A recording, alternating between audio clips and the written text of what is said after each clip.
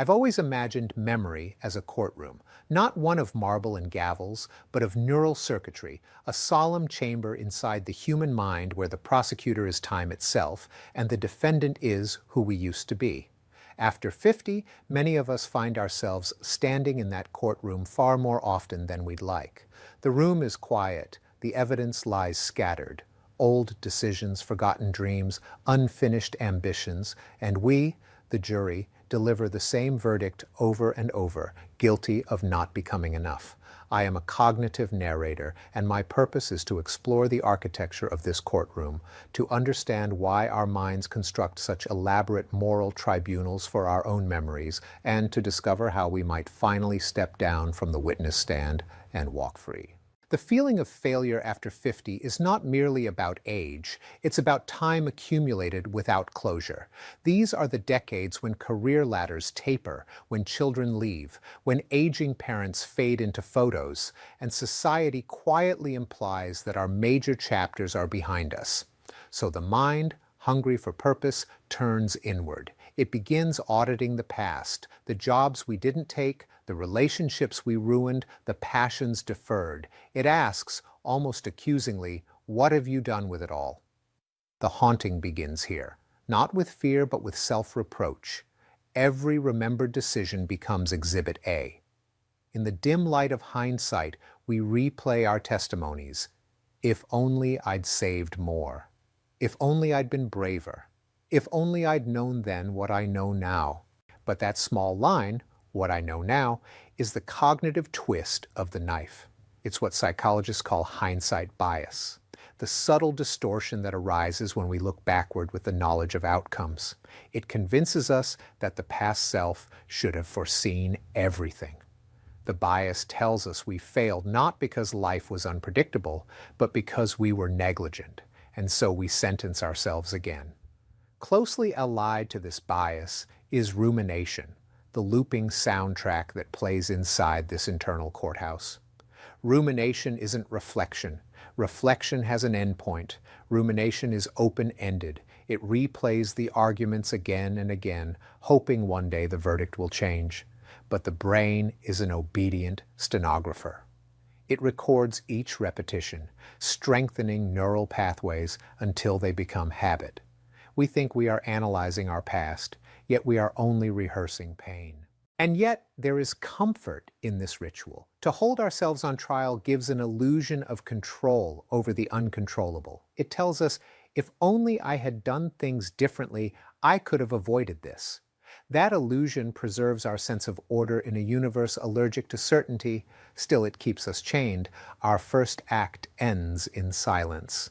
The courtroom lights flicker. The past self stares from across the aisle, waiting for another hearing.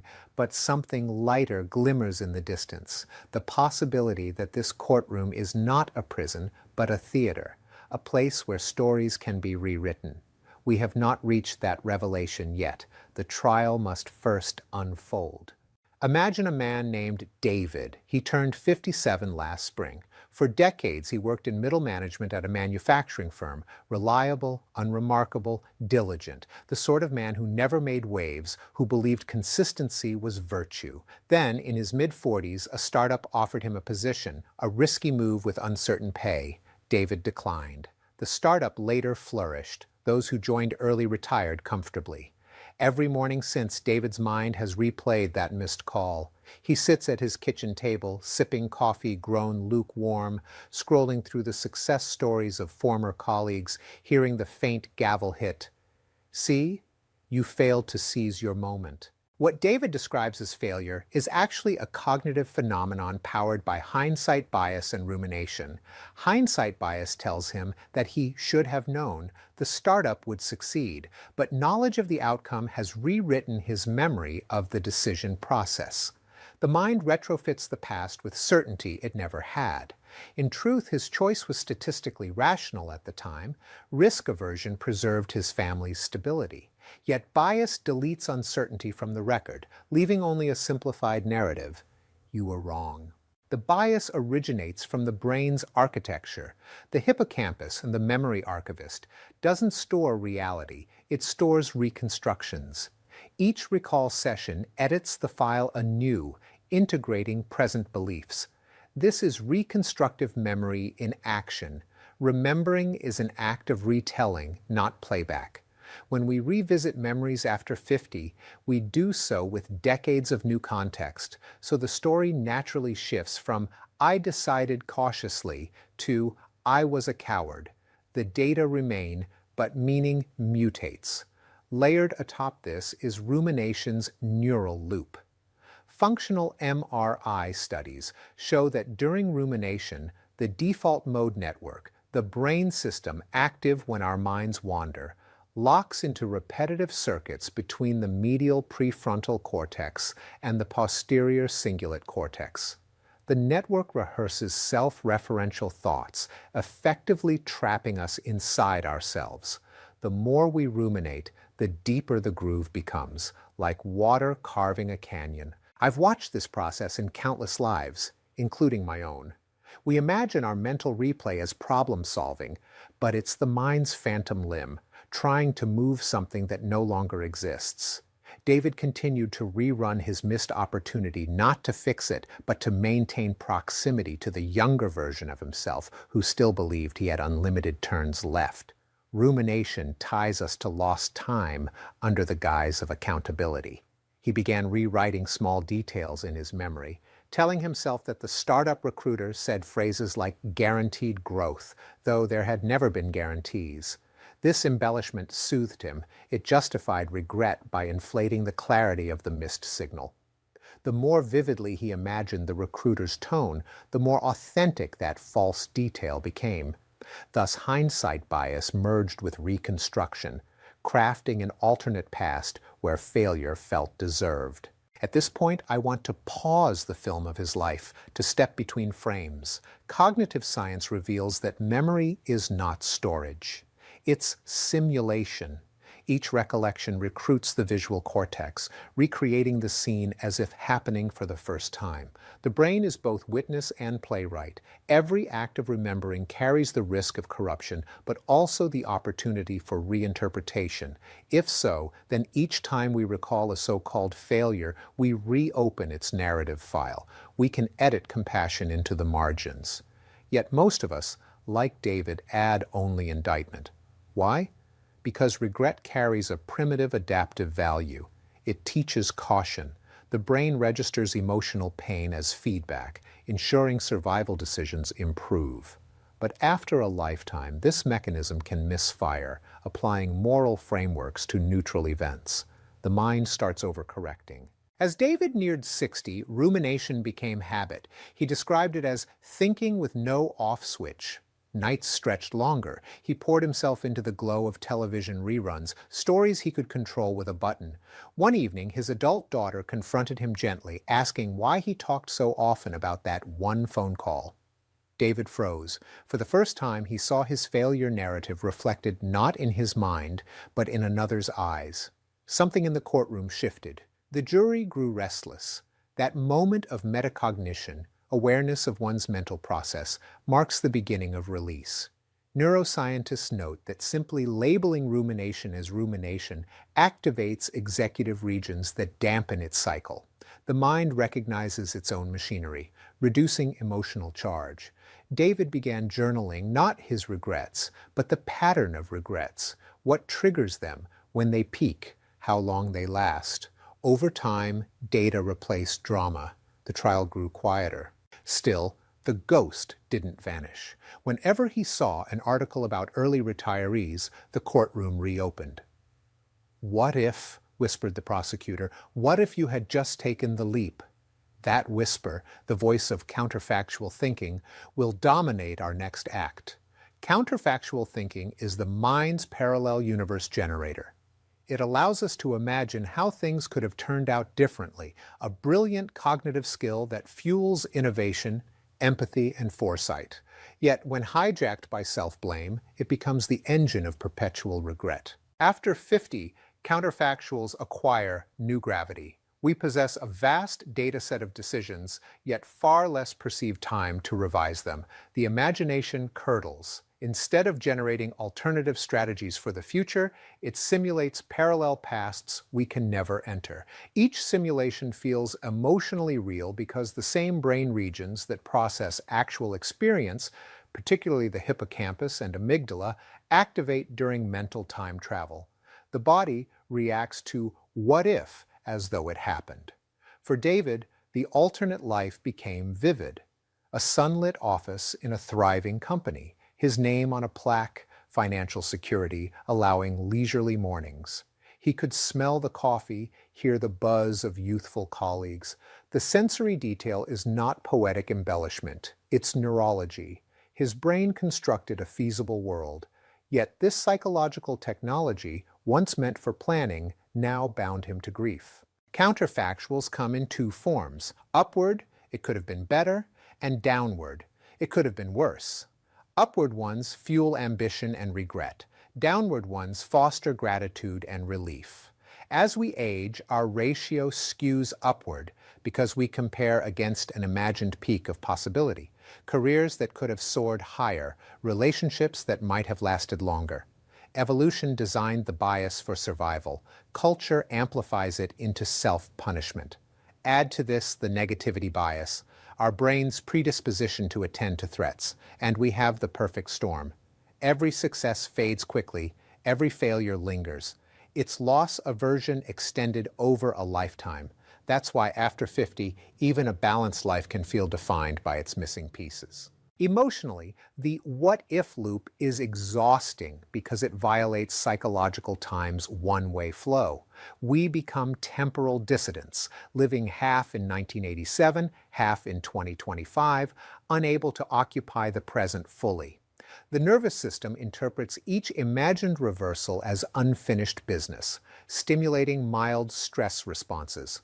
Cortisol rises just enough to etch the sense that something is unresolved. The Zeigarnik effect, the mind's tendency to fixate on incomplete tasks, might share this neural substrate. Your unfixed past becomes an outstanding bill the psyche won't stop trying to pay. During one of our conversations, David said, "It's like the younger me left something on the table, and the older me has to clean it up." That sentence captures the intertemporal tension perfectly, the perceived split between self-versions. Yet these versions are bound within a single autobiographical network. When one self blames another, the mind fractures, spending years negotiating an impossible settlement. At its emotional root lies the fear of irrelevance. To stop feeling like a failure after 50, we must first understand that what we label failure is often the grief of diminishing possibility, the recognition that some doors will never reopen. The courtroom metaphor resonates because grief demands ritual and self-judgment provides one. But mourning possibilities need not involve verdicts. It can involve acceptance. I've sometimes pictured the mind's counterfactuals as spirits haunting the corridors of memory. Not malicious, just restless. They linger until acknowledged. The task is not to exercise them, but to listen, thank them for what they tried to teach, and let them dissolve. When David learned to narrate his regrets aloud, saying, "I wish I'd taken that job, but I see now what I valued then," he performed an act of integration. Notice the phrasing, "I see now," not "I should have known." Awareness replaces judgment. This emotional pivot aligns with self-compassion, a concept pioneered by researcher Kristen Neff. It consists of three elements: kindness to oneself, recognition of common humanity, and mindfulness. In neurological terms, self-compassion rebalances activity from the threat-based amygdala network to the caregiving oxytocin system, literally softening the brain's tone of inner speech. The language of failure transitions from prosecution to protection. The courtroom becomes less hostile, almost illuminated. When David practiced this, sometimes saying aloud, "I forgive the man who didn't know," his physiological responses changed. His shoulders eased, his breathing slowed. Self-forgiveness is embodied. It signals to the vagus nerve that danger has passed. The body tells the brain, "You're safe now," and the brain finally allows silence. There is a point beyond the courtroom, a place I call the editing room of the self. Here, the trial transcripts can be reviewed, trimmed, recontextualized. This room is the seat of narrative identity, our lifelong process of weaving experiences into coherent storylines. We are not defined by our raw events, but by the interpretations binding them. After 50, narrative identity often undergoes revision. The themes of acquisition and ambition fade, those of legacy and meaning emerge. Psychologists describe this as generativity, the wish to pass something onward. Yet many of us resist this phase because we've misfiled our story under tragedy rather than evolution. To stop feeling like failures, we must retrieve the manuscript and change the genre. What if we treated memory as literature? Suppose each decade were a chapter, each mistake a character arc rather than a flaw. The missed startup job? That subplot reveals loyalty and prudence. The failed marriage? A study in growth, vulnerability, courage. The years spent caretaking instead of chasing promotion? Evidence of devotion. These are edits of perspective, not fabrication. Cognitive reframing isn't denial, it's context restoration. When we reconstruct our stories in this way, we activate the left anterior temporal lobe, associated with semantic integration, linking disparate experiences into larger meaning. Brain scans of individuals engaging in life reappraisal show increased coherence across neural networks. The self becomes less fragmented.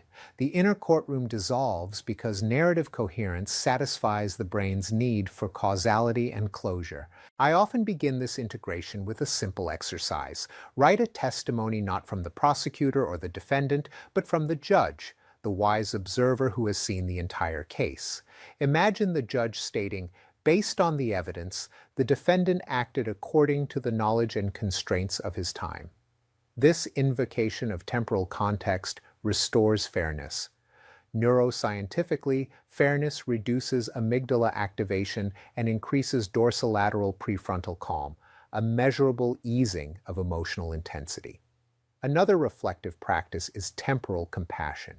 Speak to your younger self as you would to a friend who made a tough call under pressure. Visualize them not as stupid or weak, but as operating without the privileges of your current insight.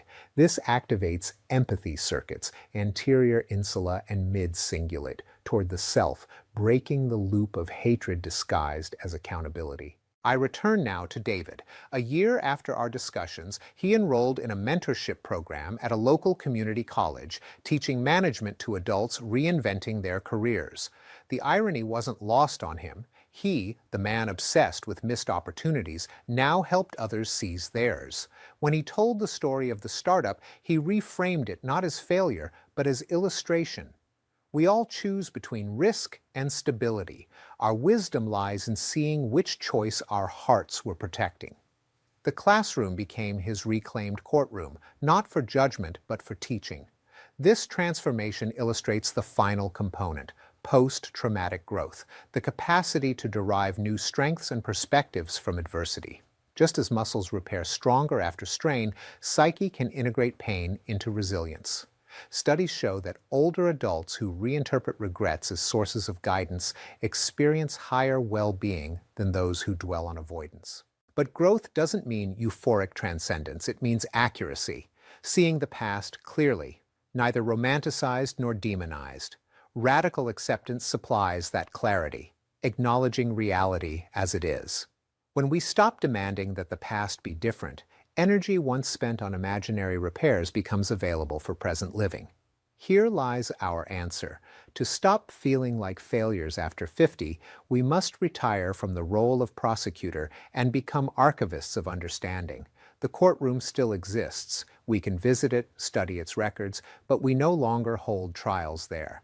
Let me return to you, the listener. Perhaps your regrets wear different costumes. The business that never launched, the book never written, the relationship you couldn't mend. I speak these next lines directly, not as theorem, but as invitation. Close your eyes and picture that inner courtroom. See your younger self standing there uncertain, hands trembling, explaining choices made under pressures you can hardly recall. Now imagine walking up to that person, placing your hand on theirs and saying, "You did the best you could with the map you had." Feel the echo ripple across time. That sentence is not sentimentality. It is neuropsychological reintegration.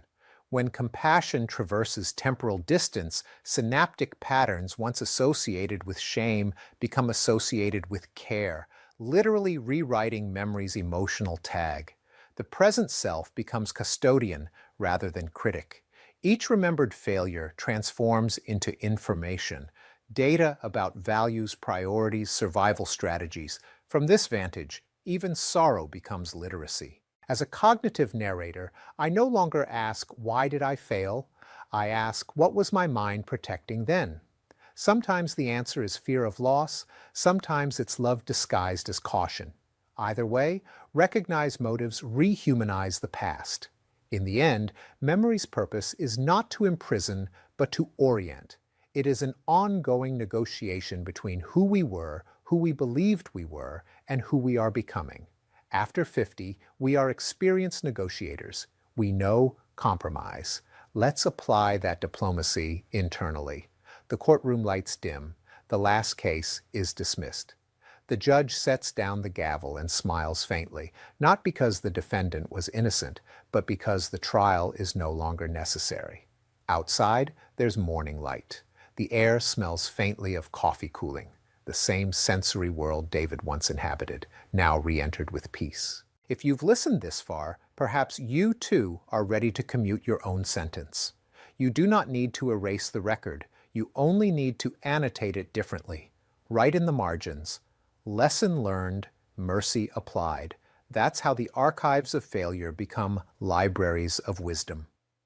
Before we close, take 1 minute, 60 slow seconds, and recall one regret that has lived rent-free in your mind. Visualize it, then re-narrate it aloud in one compassionate line. For instance, "I left because I needed safety. I failed because I dared. I hesitated because I cared." Hear how each version dissolves reproof into realism. That is the key. The mind is a court that obeys precedent. Change the ruling once, and future trials follow suit. Self-forgiveness replicates like a new law code. From that moment on, memory itself becomes an ally. I will end here, not with a verdict, but with closure. You are not a failure after 50. You are a witness to a life still unfolding, still capable of revision, still worthy of awe. The past is not evidence against you. It is testimony to your persistence.